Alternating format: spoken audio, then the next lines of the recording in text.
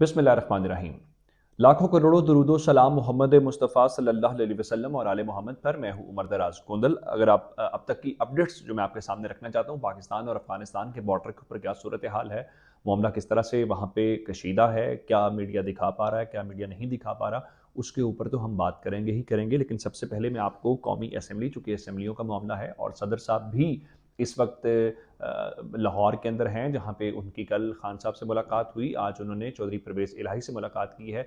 इस सब के बीच में जो डेवलपमेंट है वो ये है कि पाकिस्तान तहरीक इंसाफ ने इस सिलसिले में जो पहला स्टेप उठाया है वो ये है कि उन्होंने स्पीकर कौमी असम्बली से आज रब्ता किया है। चूँकि आप जानते हैं कि सिर्फ पंजाब असम्बली और खैबर पख्तूनख्वा असम्बली नहीं है, बल्कि उसके साथ नेशनल असम्बली के अंदर भी पाकिस्तान तहरीक इंसाफ के अरकान हैं और वो चाहते ये हैं कि असम्बलियाँ तहलील करना तो हमारे इख्तियार के अंदर है। और 17 तारीख को उन्होंने ऐलान किया हुआ है, आज से 2 रोज़ के बाद, और 23 तारीख की डेट है, तकरीबन वो असम्बलियाँ डिसॉल्व करेंगे। लेकिन नेशनल असम्बली जो है वहाँ पे भी उनके अरकान हैं, उन्होंने इस्तीफ़े दिए हुए हैं। अप्रैल के महीने में 11 अप्रैल को फ्लोर ऑफ द हाउस के ऊपर खड़े होकर उन्होंने कहा था कि हम रिज़ाइन कर रहे हैं, लेकिन उनके इस्तीफ़े कबूल नहीं किए गए थे। स्पीकर कौमी असम्बली ये कहते हैं कि इनके अरकान इस्तीफ़ा तो देते हैं, लेकिन मुझे चुपके से फ़ोन करके कहते हैं कि मजबूरी में इस्तीफ़ा दिया था, तो आप हमारा इस्तीफ़ा कबूल ना करें। लेकिन पाकिस्तान तहरीक इंसाफ ने अब इस मामले के ऊपर भी इसको ख़त्म करने का फ़ैसला किया है। वो इस तरह से कि कुरैशी साहब ने आज स्पीकर कौमी असम्बली राजा परवेज़ अशरफ साहब को एक ख़त लिखा है। उस ख़त लिखने का पहला मकसद तो ये है कि हमें मुलाकात का वक़्त दिया जाए। दूसरा नंबर ये है कि आप हमारे इस्तीफ़े जो 123 अरकान के हैं, 11 अप्रैल को हमने इस्तीफ़े दिए थे, वो इस्तीफ़े ताहाल मंजूर नहीं किए गए, तो हम चाहते ये हैं कि उन इस्तीफ़ों की मंजूरी के अंदर मज़ीद ताख़ीर ना की जाए और फ़ौरी तौर पे उसको किया जाए। पाकिस्तान तहरीक इंसाफ ने उनको ये कहा है कि हम दोनों सूरतों में तैयार हैं। अगर आप ये चाहते हैं कि फ़र्दन फ़र्दन तमाम हमारे अरकान आपके पास हाज़िर हों और इस्तीफ़ा जमा कराएँ, तो भी हम तैयार हैं। अगर आप चाहते हैं कि इज्तिमाई तौर पे एक ही दिन सारे आ जाएँ, तो भी हम तैयार हैं। जिसका मतलब ये है कि पाकिस्तान तहरीक इंसाफ ये चाहती है कि अगले 1 हफ़्ते के दौरान जो प्रोसेस होना है वो प्रोसेस हो जाए। मेरा ख्याल ये है कि अब सिचुएशन इस किस्म की डेवलप हो चुकी है कि स्पीकर के लेटर के जवाब का इंतज़ार नहीं किया जाएगा। मुमकिन है कि पाकिस्तान तहरीक इंसाफ के अरकान इकट्ठे होकर सब असम्बली सेक्रेटेरिएट और स्पीकर का जो चैम्बर है वहाँ पे पहुँच जाएँ और कहें जी हम आ गए हैं, हमारे इस्तीफ़े कबूल करें और हमें उसका नोटिफिकेशन दें। चूँकि उनका ख्याल ये है कि हम एक साथ असम्बलियाँ तहलील करने की तरफ जाएंगे तो ही कुछ बनेगा। दूसरी जानिब सदर पाकिस्तान कल लाहौर पहुँचे थे, उनकी इमरान खान से मुलाकात गुज़श्ता रोज़ ही हो गई थी और कल पीटीआई के मुख्तलिफ रहनुमाओं ने मुनस्सिर इलाही से मिले, चौधरी परवेज़ इलाही से मिले, चूँकि असम्बलियाँ तहलील करने का मामला है। और फिर आज ही गवर्नर खैबर पख्तूनख्वा ने पंजाब के वज़ीर आला, गवर्नर खैबर पख्तूनख्वा जो हैं वो फजल रहमान के रिश्तेदार हैं, वो पीडीएम के लगाए हुए हैं, उन्होंने चौधरी परवेज़ इलाही को कॉन्टैक्ट किया। जो ज़ाहिर बात है, बात समझ नहीं आती कि उन्होंने कॉन्टैक्ट क्यों किया, उसकी कोई ना कोई वजह तो होगी। उन्होंने आज सदर ने फिर चौधरी परवेज़ इलाही से डायरेक्ट मुलाकात की है। इस मुलाकात के दौरान चौधरी मोहन सलाई मौजूद थे, चौधरी हुसैन इलाही मौजूद थे और उन्होंने कहा है कि सियासतदान जो हैं वो बंद गली में दाखिल नहीं होते, बल्कि वो कोशिश करते हैं कि कोई ऐसा दरमियानी रास्ता जो है वो निकाला जाए ताकि उसमें से आगे बढ़ के कोई सूरत हाल पैदा हो। लोग कह रहे हैं कि वो बुनियादी तौर पे असम्बलियाँ तहलील करना और असम्बलियाँ तहलील करने के बाद जो इलेक्शन की सूरत हाल है उसको लेके इस वक्त वो कोशिश कर रहे हैं। तो ये जो लाहौर की मुलाकातें हैं, ये तो ज़ाहिर बात है बहुत इंपॉर्टेंट हैं ही हैं और सदर साहब और ये सारे यहाँ पे आए हुए हैं। लेकिन एक बात जो और डेवलपमेंट है वो थोड़ी जो अच्छी नहीं है, वो पाकिस्तान और अफ़गानिस्तान के बॉर्डर के ऊपर है। वो कि पाकिस्तान और अफ़गानिस्तान जो हैं वो दोनों ब्रदर मुल्क हैं और पाकिस्तान ने अफ़गानिस्तान की जो मौजूदा हुकूमत है इसको बहुत सपोर्ट किया था, इसमें कोई शक नहीं है, कोई लगी-लिपटी बात नहीं है। और उसके बाद पाकिस्तान को प्राइस पे करनी पड़ी और पाकिस्तान ने हत्ता कि ओआईसी ममालिक का इजलास बुलाया, तमाम मुस्लिम ममालिक को इकट्ठा किया, उसके बाद जो वेस्टर्न वर्ल्ड है उसका नैरेटिव चेंज किया और ये बात आज पाकिस्तान की एक कमेटी के अंदर भी हुई है। लेकिन हुआ ये है कि 1 हफ्ते के दौरान ये दूसरी बार ऐसा हुआ है कि अफ़गानिस्तान की फ़ोर्सेस ने पाकिस्तान का जो बॉर्डर है, चमन का बॉर्डर, वहाँ पे गोलाबारी की है और इस वक्त भी फायरिंग और गोलाबारी वक्फे से जारी है।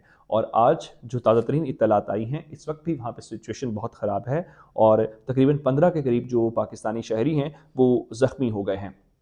उसके बाद चंद रोज़ पहले पाकिस्तान के कुछ जो लोग हैं आम सिविलियन वो शहीद हुए और उसमें से कुछ ज़ख्मी हुए थे। उसके बाद पाकिस्तान के वज़ीर दिफ़ा ख्वाजा आसिफ ने बताया था कि अफ़गानिस्तान की जो गवर्नमेंट है उन्होंने अपनी गलती तस्लीम कर ली है और उन्होंने हमसे माज़रत कर ली है। तो हमने कहा चलिए होगा ऐसा ही, लेकिन हैरानकुन तौर पे पाकिस्तान की हुकूमत ने वहाँ पे जो सफ़ीर हैं अफ़गानिस्तान के, उनके सफ़ीर को तलब करके भी कोई ऐसा मैसेज कन्वे नहीं किया।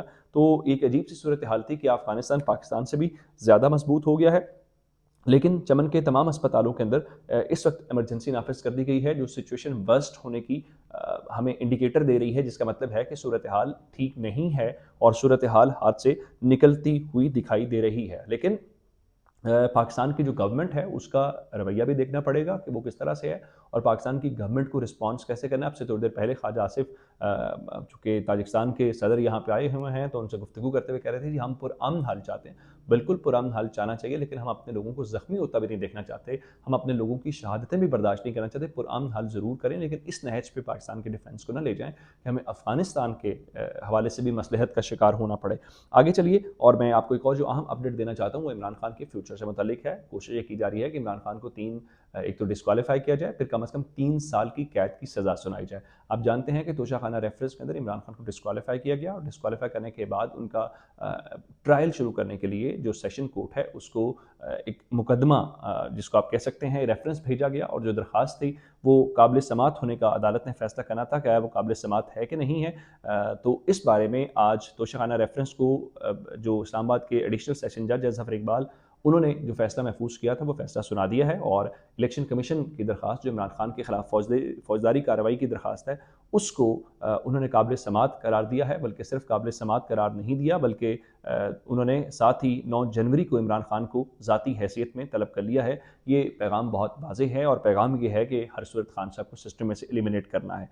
और नजम सेठी ने 24 न्यूज़ के शो के ऊपर कहा है कि अगर असेंबलियाँ तहलील की गई तो इमरान खान के खिलाफ मुकदमात अखीर तक जाएंगे और इमरान खान साहब नाअहल हो जाएंगे और शायद गिरफ्तार भी हो जाएं।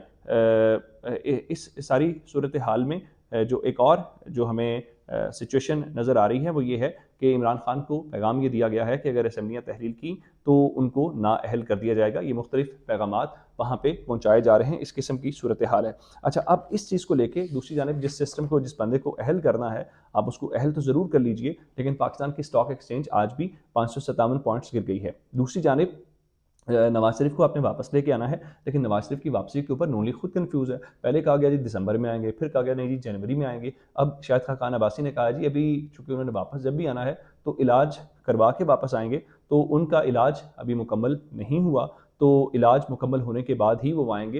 लेकिन अब खबर यह है कि इलाज मुकम्मल होने से पहले अगले हफ्ते वो अमेरिका जाएंगे। तो इसका मतलब ये है कि इमरान खान को तो आप निकाल लेंगे, लेकिन जिनको आप लेके आना चाहते हैं कि वो पाकिस्तान आना नहीं चाहते। दूसरे नंबर पर सिचुएशन इतनी गड़बड़ है कि संभालेगा कौन, और गवर्नमेंट का ख्याल ये है कि हम भी निकल जाएं, शायद कोई इंटरम सेटअप ले आएँ ताकि ये जो मौजूदा सूरत हाल है ना हमारे गले पड़े, तो हम इंटरम, लेकिन ऐसी सूरत हाल अब बनती हुई दिखाई नहीं दे रही, क्योंकि आपने गले लिया है तो अब ये ढोल आपको बजाना पड़ेगा। अपना बहुत सारा ख्याल रखिएगा। खुदा हाफिज़।